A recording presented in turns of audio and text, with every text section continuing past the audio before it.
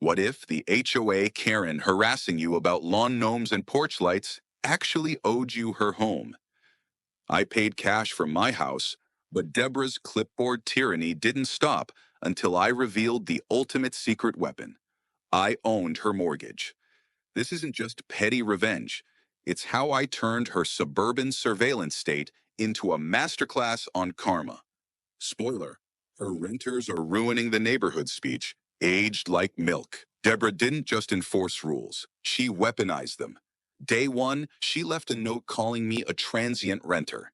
Day three, she measured my grass with a ruler. By week two, she'd sent a drone over my backyard, but she missed one tiny detail. The second mortgage on her McMansion had my name on it. From the day I moved into Ashbrook Estates, Deborah, blonde bob, tennis visor, and clipboard welded to her hand like a third limb, was everything people mean when they say Karen, and she wore her title with pride. Her role as HOA president wasn't just about maintaining standards. It was about being the gatekeeper of the community's bloodline. I bought the house in cash after selling a rental portfolio, eager for quiet, only to find myself dropped into the middle of Deborah's HOA dictatorship. Within 72 hours of moving in, I had 3 notices taped to my door. One for a garden gnome, non-conforming lawn decor. One for my porch light being too bright. And the third simply stating, "This neighborhood doesn't allow renters." That last one caught me off guard. Renters, I own this place outright. But when I called the HOA office to clarify, the receptionist said, "Oh, you'll need to speak with Deborah. She handles owner verification." Classic. When I introduced myself at the next HOA meeting, Deborah didn't even look up from her clipboard. "If you're a tenant," she sniffed, "you'll need to step outside. These meetings are for owners only." The smugness in her voice could have curdled milk. The irony? I didn't just own my home. I owned 3 properties in this neighborhood, including the one Deborah lived in. I'd acquired them in a package deal from a distressed landlord, and the LLC I used kept ownership discreet. I smiled politely, said nothing, and left. Deborah triumphant, thinking she'd shoot away a renter. I let her believe I was powerless. Why? Because the best revenge isn't loud, it's calculated. The next day, I found a letter from the HOA fining me for parking on the line. My car was centered in the driveway. Deborah was trying to force me out. Over the next few weeks, she escalated. First, she threatened to have my trash bins removed for being visible from the street, even though the entire block had the same setup. Then, she emailed a community alert about short-term renters bringing crime and noise. It was a thinly veiled shot at me. I hadn't had a single guest over yet. Ever had a neighbor police your recycling bin? Multiply that by 1,000. That's Deborah. At this point, I started collecting everything. Every email, notice, every voicemail she left screaming about property values. I even installed a ring camera that caught her measuring the height of my grass with a literal ruler. I asked one of my neighbors, Tony, what the deal was. "Deborah's been HOA president for 8 years, he whispered, like she could hear us. She thinks she owns the block. He also let it slip that she routinely bullies people she thinks are renters, saying, "We gotta keep the character of the neighborhood." Translation, she doesn't like new people. Deborah's power trip wasn't just about rules. It was about control, image, and a barely concealed superiority complex. She ran the HOA board like a cult. 3 retirees who nodded at everything she said, and one guy who clearly joined just for the free donuts. Meanwhile, I kept quiet, smiled, and every time she sent me a violation, I filed it away. My plan was forming. What she didn't know, every time she stalked my trash cans, she was digging her own financial grave. She didn't know I owned the mortgage on her house because I had recently purchased it through a lien transfer. Her ex-husband had refinanced before their divorce and defaulted on a second lien. Deborah kept paying her regular mortgage, unaware that a quiet legal mechanism had made me her lien holder. The bank serviced the front-facing payments, but I was the one who held the paperwork. Her second mortgage was a sleeping dragon. I just had to wait for her to poke it. As Deborah's HOA crusade intensified, her confidence grew. She started warning others about me, calling me a transient renter who's probably flipping houses in the HOA newsletter. The HOA even sent out a renter identification policy with a section obviously targeting me. All tenants must provide lease documentation or risk penalty. I chuckled. Lease? I had deeds, multiple, but I waited because what Deborah didn't know yet was that her attempt to evict me from a community I partially owned was about to collapse spectacularly. I just needed one more spark before I'd bring the whole tower she'd built crashing down. If you love the story, drop a comment below and let us know where you're watching from. And don't forget to subscribe because this is just one of many HOA nightmares turned poetic justice. If Deborah thought slapping my mailbox with petty violation slits would break me, she was about to prove how far she'd go down the rabbit hole of HOA psychosis. After my so-called renter status didn't budge me from my home, she shifted tactics from enforcer to investigator, setting up what I came to call the suburban surveillance syndicate. It started when I noticed the same red SUV circling my cul-de-sac at odd hours. 6:47 a.m., 12:23 p.m., 9:41 p.m., always idling just long enough to make me uncomfortable. I thought it was paranoia until Tony texted me a blurry photo. Deborah that crouched in a bush across from my house with binoculars. She's literally spying on you, he wrote. Followed by, what the fuck is wrong with this woman? I had to laugh, but part of me was impressed. Most HOA presidents mailed out newsletters. Deborah was one drone short of a full CIA operation. And yes, 2 weeks later, a drone appeared. Small, black, buzzing. It hovered just above my backyard fence line for 3 straight afternoons. I reported it to the HOA, and Deborah herself replied, as per HOA guidelines, aerial footage for neighborhood safety is permissible if recorded in common airspace.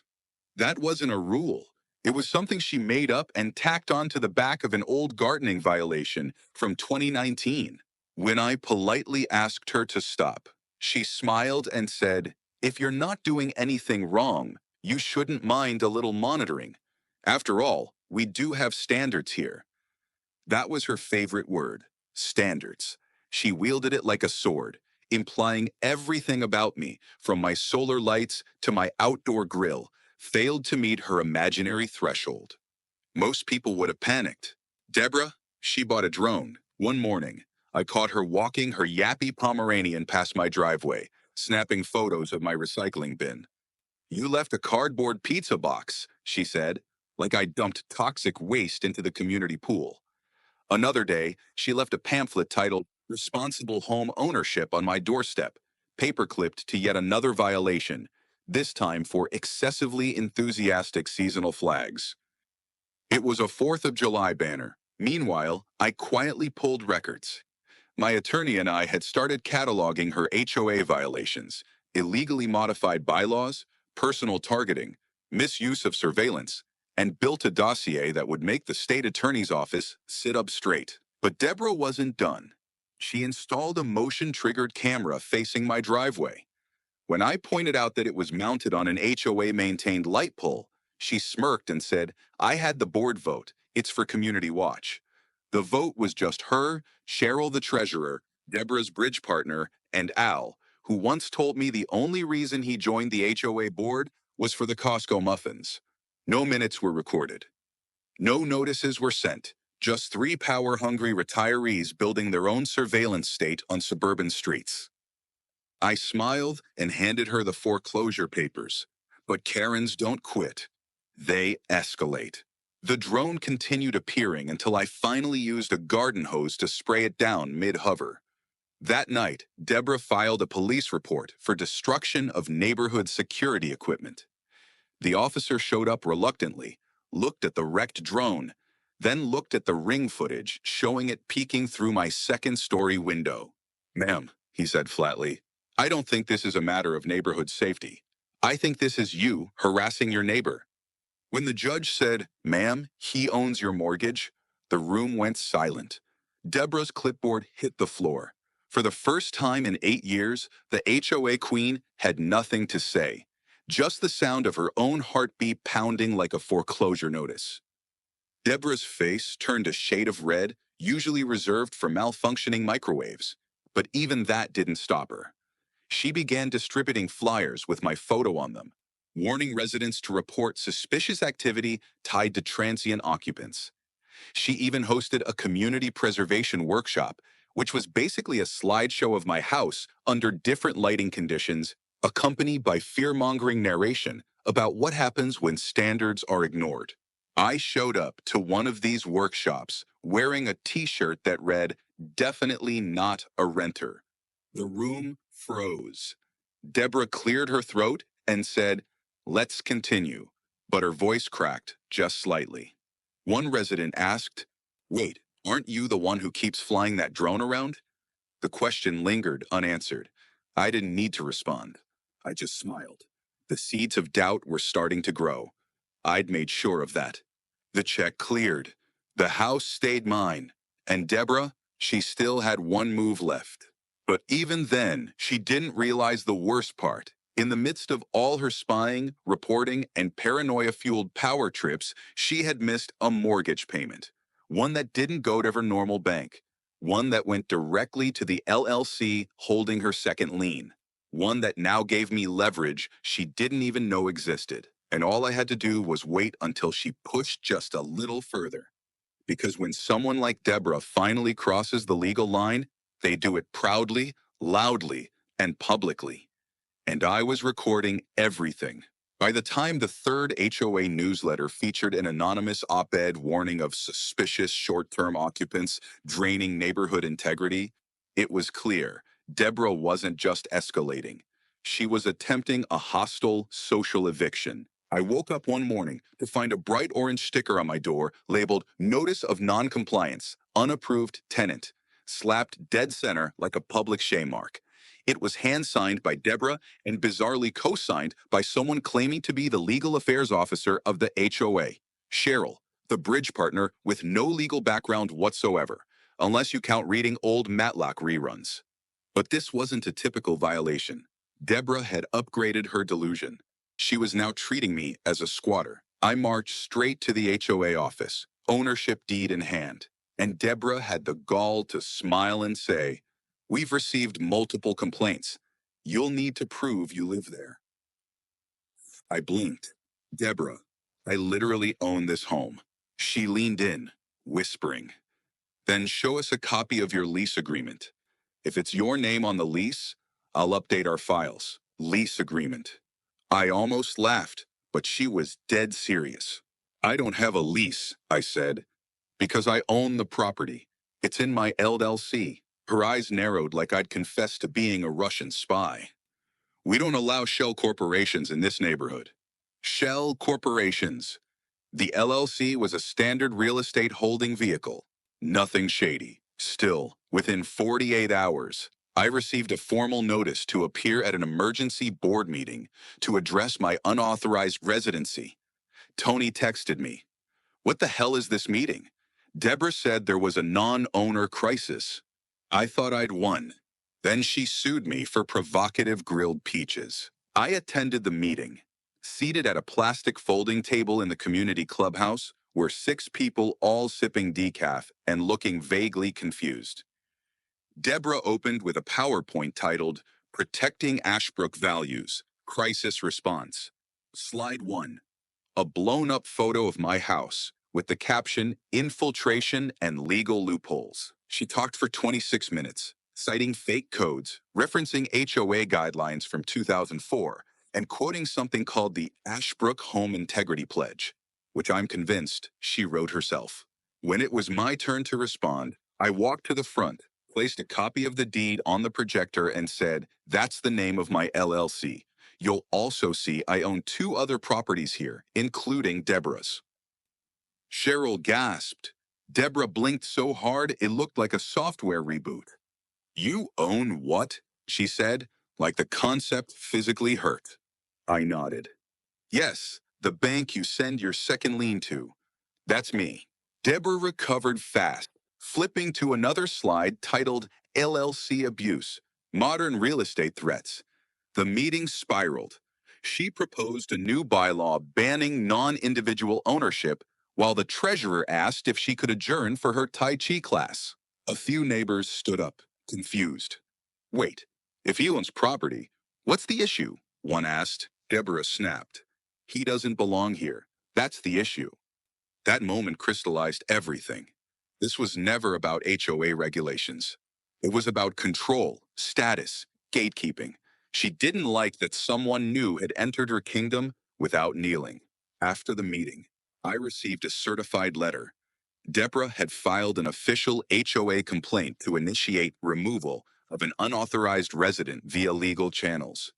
A few days later, I got a letter from the HOA's lawyer, one Deborah hired without board approval, stating that my presence was creating confusion and community unrest. I forwarded the letter to my real attorney, who nearly choked on his coffee, laughing.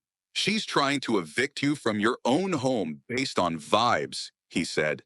We're going to have fun with this. I began preparing a formal complaint to the state HOA Oversight Committee.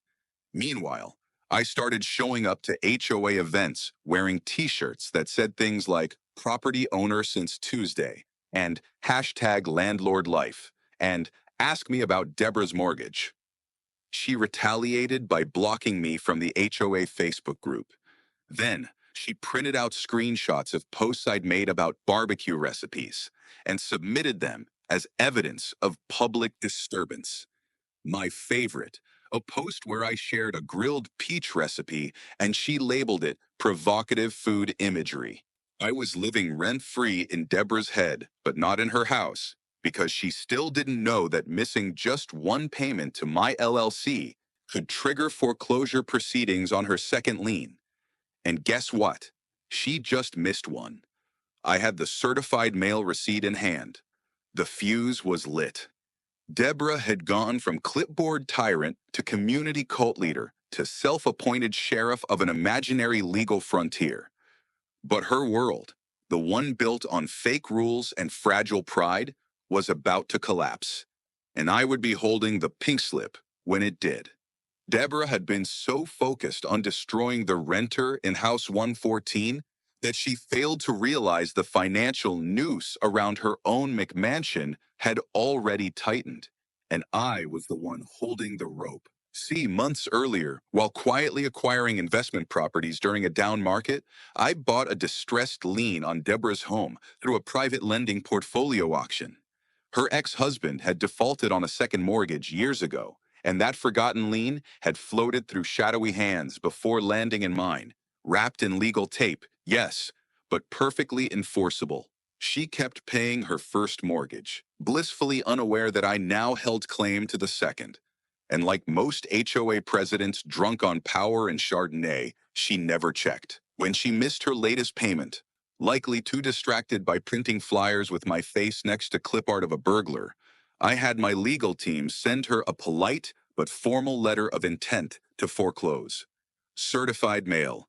Signature required. The same day it landed in her mailbox, the next HOA board meeting was held. I showed up wearing a button that said Deborah's landlord. When she called roll, I raised my hand and said, technically, I think I outrank you now. She scoffed, but there was something twitchy in her eye. Then came the eruption. Deborah stormed into the HOA clubhouse midweek, slamming a manila envelope on the boardroom table. This is harassment, she shrieked. This renter is trying to steal my home. Cheryl gasped. Al dropped his muffin. Let's all take a breath, I said. Calm as a summer breeze, I opened my folder, spread out the documents. Original lien transfer, chain of custody, her payment history, and the notarized default notice. This isn't harassment. This is foreclosure protocol. She screamed something about fraud and injustice and deep state HOA infiltration, but none of it mattered. My attorney was already filing the paperwork, in 30 days if she didn't pay the full amount owed, including interest and legal fees. I had the right to initiate a non-judicial foreclosure.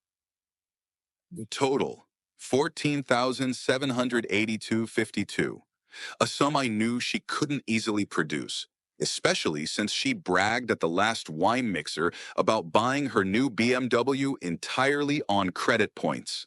The shock hadn't even fully registered before she tried the sympathy angle. "You can't do this," she pleaded. "I've lived here for 16 years. I built this community, and now you rent part of it from me." I replied, "Congratulations." The color drained from her face. That night, she sent a blast email to the neighborhood. Urgent. Renter launches legal attack on HOA president. Call to action. She begged the board to fund a legal defense. Cheryl tried to organize a GoFundMe. But when I showed the board that Deborah had violated HOA bylaws by hiring a lawyer without consent, they froze. Slowly, people began distancing themselves. Tony called it HOA fallout. Deborah went from queen of the cul-de-sac to lady of the leper colony. Whispers spread. Turns out people hated her rule, feared her retaliation. Now that she was weak, the neighborhood smelled blood. One resident dug up the time she fined their kid for excessive lemonade stand signage. Another revealed she once called animal control on a cat that looked judgmental. And me? I wasn't just watching the empire crumble. I was serving as demolition crew. I filed a formal complaint with the county to audit the HOA's finances. Then, I requested a community-wide vote to replace the board, citing rule abuses, harassment, and yes, illegal surveillance. With mounting legal pressure, community backlash, and a foreclosure warning ticking down like a doomsday clock, Deborah locked herself indoors. Her Pomeranian still yapped at the front window like a tiny soldier refusing surrender. But the war was over. My favorite moment, when she emailed me directly, one line, no greeting. "Can we talk?" I replied with a link to Zillow. Her house listed as pending foreclosure. No response. A week later, a letter arrived at my LLC's P.O. box. A check for the full amount owed, barely cleared before the deadline. Deborah had borrowed from her sister, drained her emergency fund, and sold half her designer handbags online. But she paid. I had no intention of taking her home. I just wanted her to understand what power actually looked like. Not a clipboard, not a lawn ordinance, not a smirk at a board meeting. Power is owning someone's mortgage while they try to evict you from your own front porch. And Deborah, she finally understood that.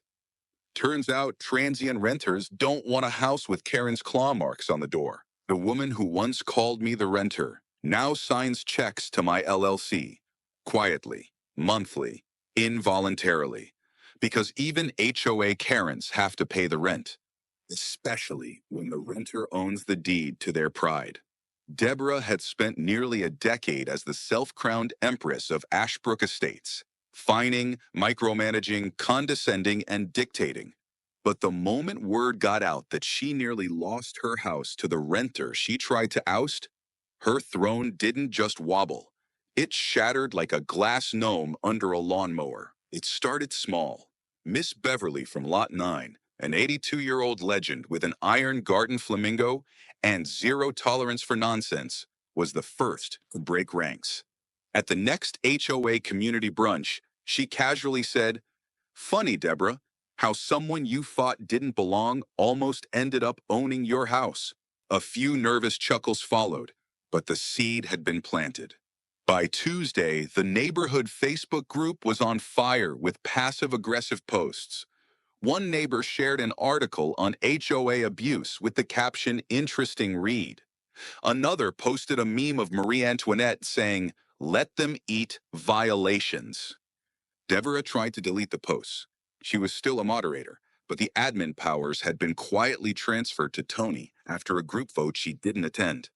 The same Tony she once fined for painting his fence the wrong shade of beige.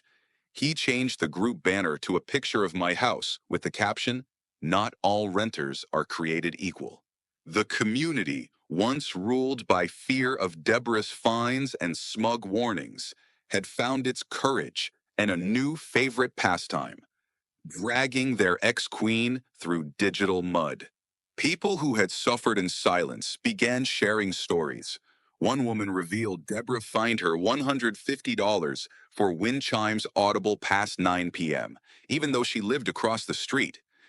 Another posted screenshots of Deborah complaining about dandelion infestations in private messages, accusing neighbors of lowering the property gene pool. Property gene pool. That phrase alone launched a meme war. A teenage resident made t-shirts with property gene pool reject printed across the chest, and they sold out at the next HOA garage sale. Still clinging to whatever delusions of power remained, Deborah sent a formal complaint to the board requesting a community restoration program, essentially a re-education campaign to remind everyone of proper conduct and respect for authority.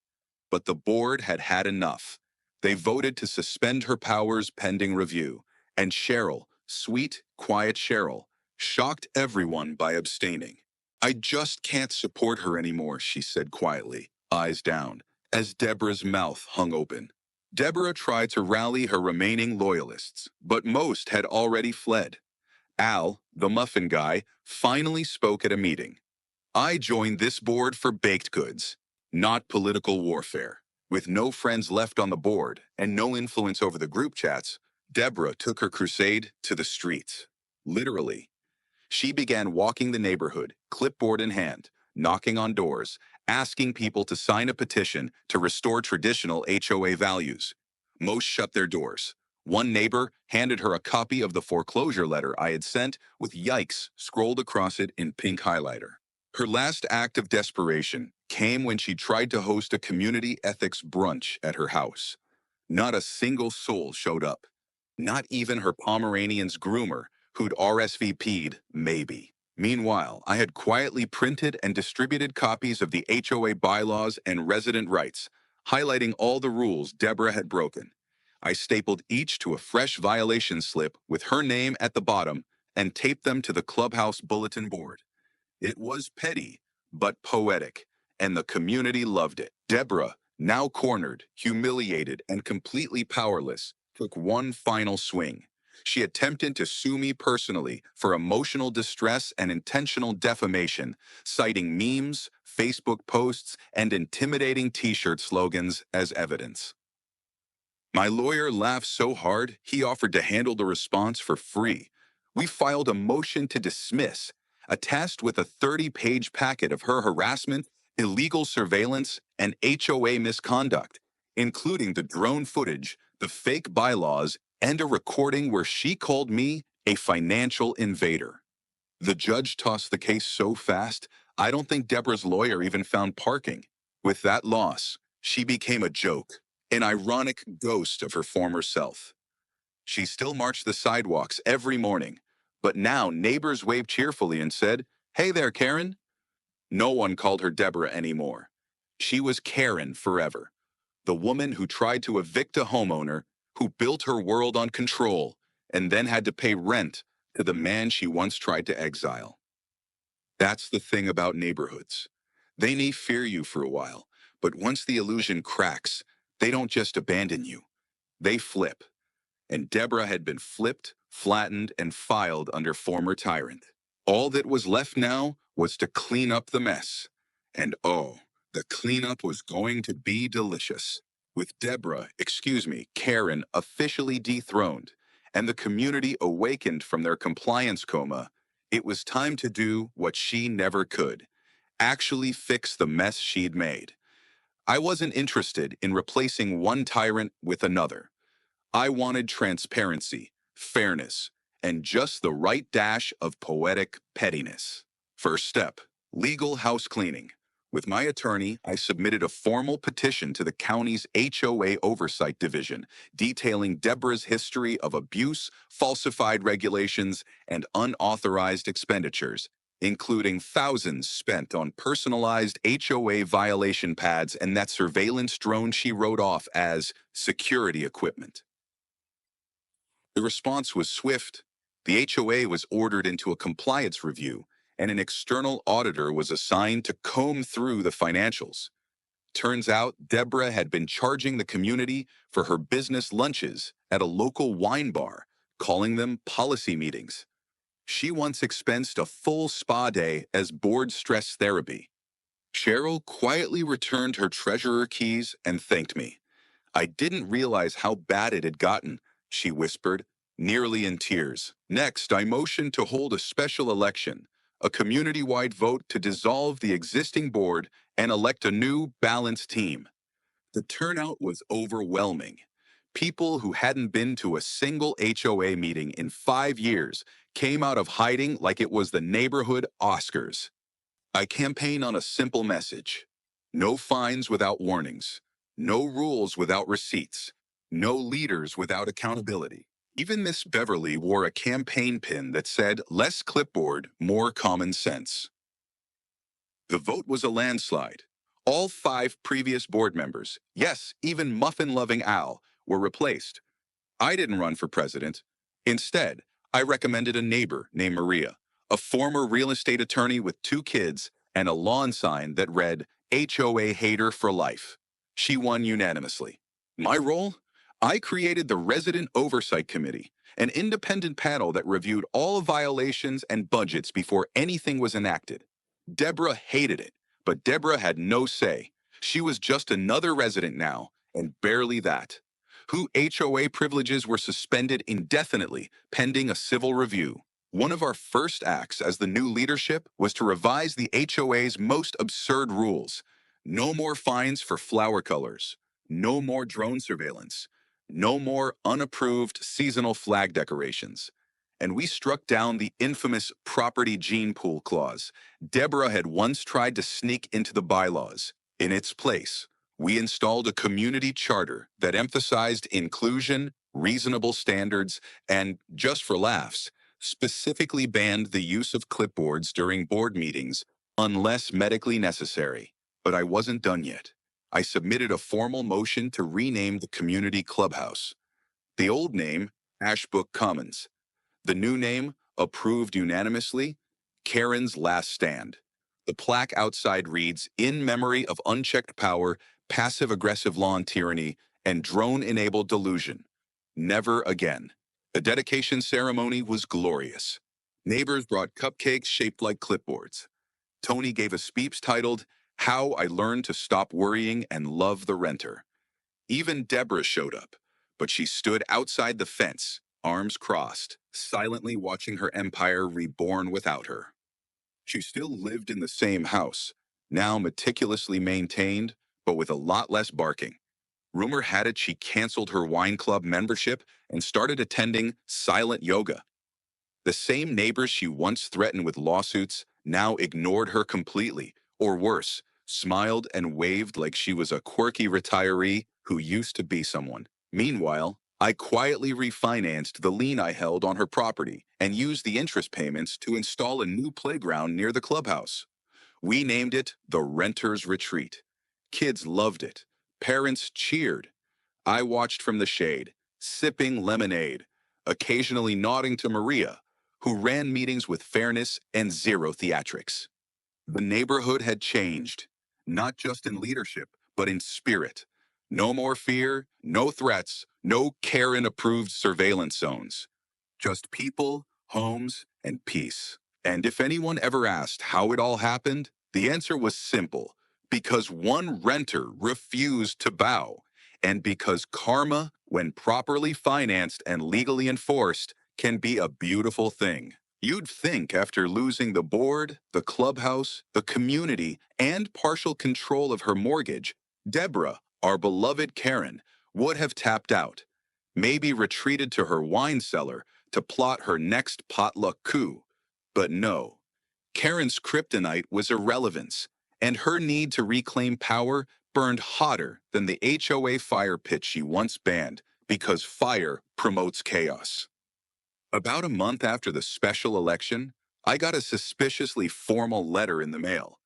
Deborah had filed a personal lawsuit against me, citing intentional community defamation, unlawful acquisition of property interest, and emotional abuse. Emotional abuse. This from a woman who once fined a 10-year-old for sidewalk chalk because pastels aren't seasonally appropriate. The lawsuit was a circus of baseless claims and dramatic language. She even referred to my barbecue nights as acts of sonic aggression and visual intimidation. But she didn't stop there. Oh no. Deborah thought she'd expose me as some kind of criminal mastermind hiding behind LLCs. So she held a press conference at the clubhouse. She dragged out a folding table, brought a bullhorn, and, no joke, read a 3-page statement to the 4 people who showed up. 2 were there for Zumba, and 1 was the UPS guy. This man, she bellowed, has exploited financial loopholes to undermine our traditions, erode values, and traumatize my Pomeranian. Somewhere in the distance, a lawnmower drowned her out. A teenager recorded the whole thing and uploaded it to TikTok under the title, HOA Karen has a meltdown because her renter became her landlord. It hit 1 million views in 3 days. That's when the local news picked it up. A journalist reached out asking if I'd like to share the homeowner's perspective. I declined an interview, but sent over public records, HOA meeting minutes, and the foreclosure warning letter just to help with fact-checking. The segment aired on Thursday night. The anchor opened with, an HOA president tried to evict her own mortgage holder. Here's how that went. By Friday morning, Deborah was a meme again, but this time on the evening news. Still, she pushed forward with the lawsuit, filing multiple motions with language clearly copied and pasted from Wikipedia pages about real estate coercion.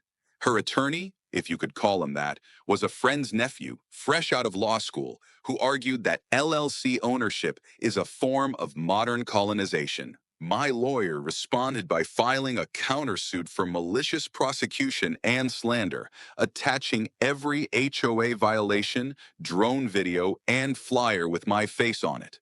We requested damages equal to the exact amount Deborah still owed on her second lien. Just to twist the irony, the judge, already familiar with the case from her earlier failed filing, dismissed her lawsuit so fast the paperwork probably never cooled off.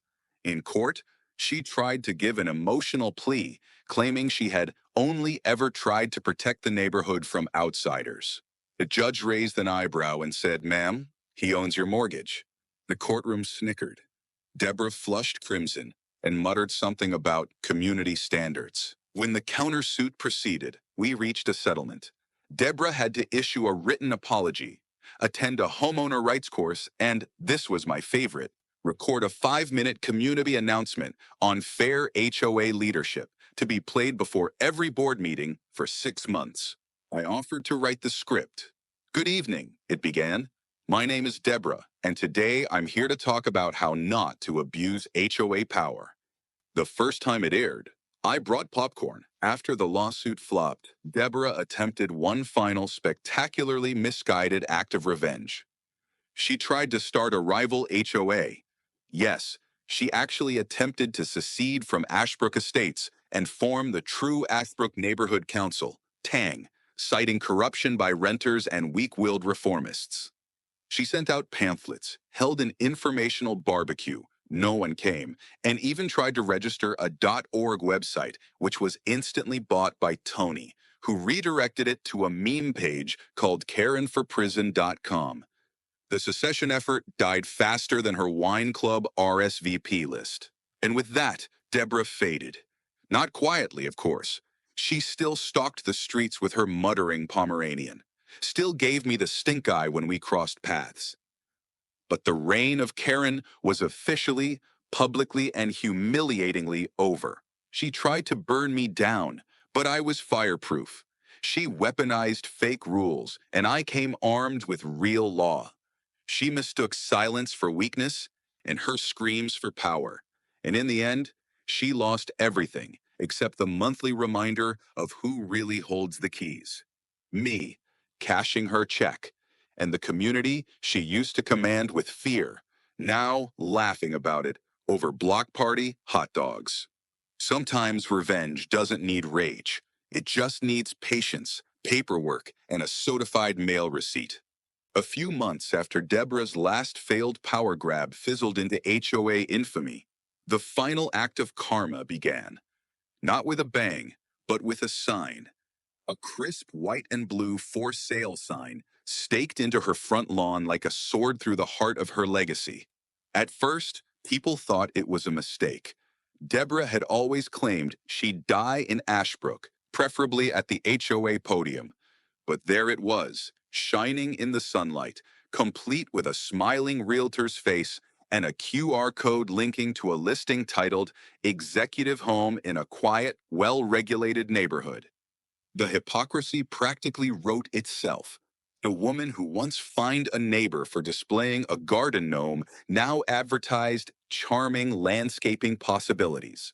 She, who had called my solar lights a visual hazard, boasted about the newly installed energy-efficient exterior lighting.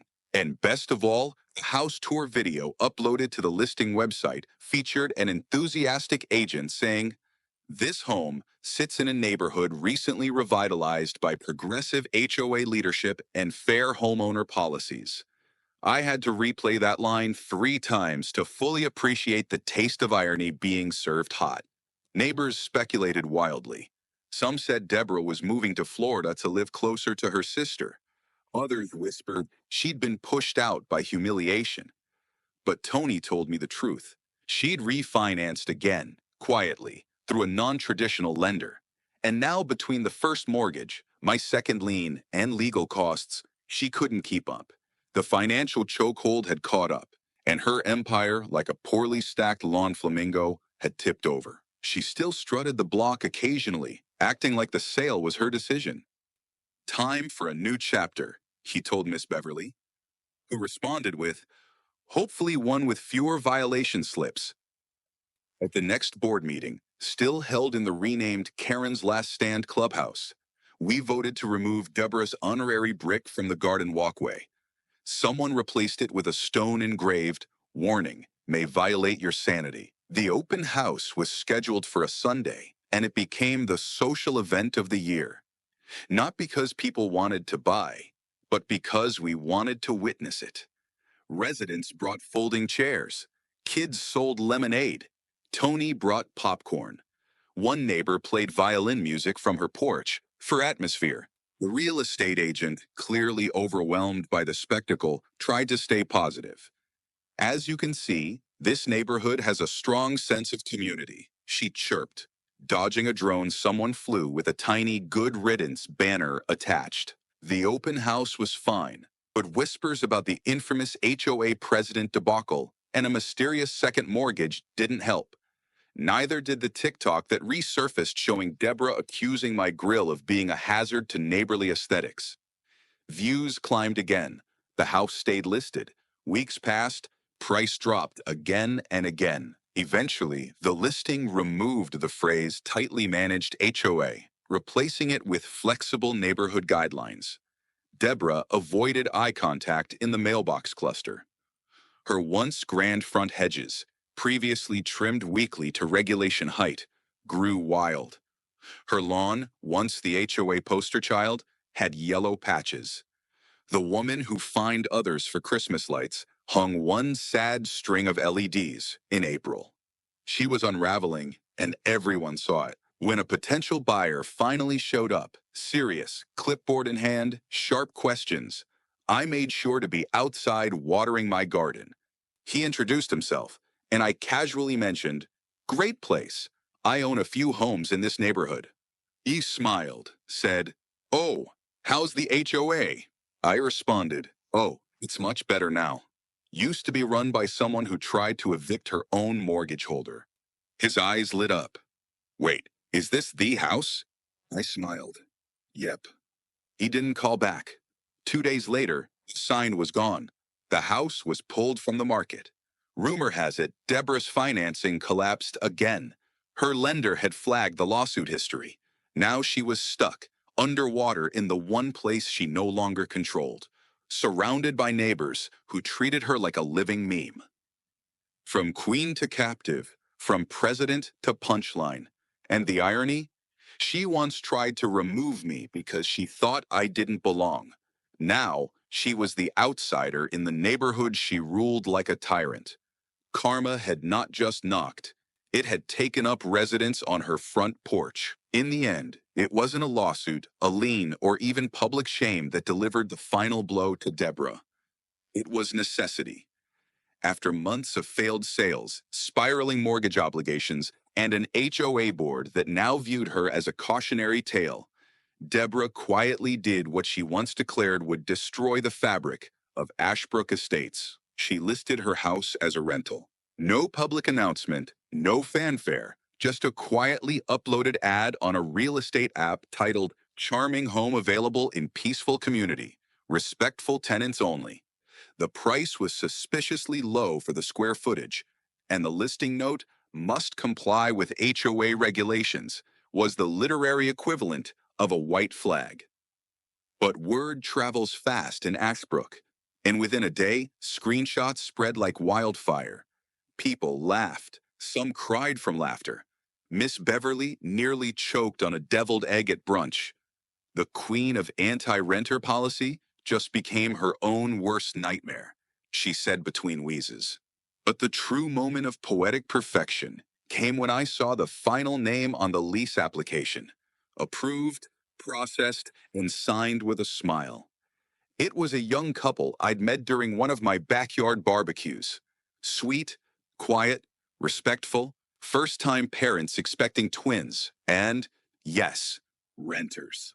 I helped them navigate the process discreetly, used my connections to vouch for them, even covered part of the deposit just to ensure approval.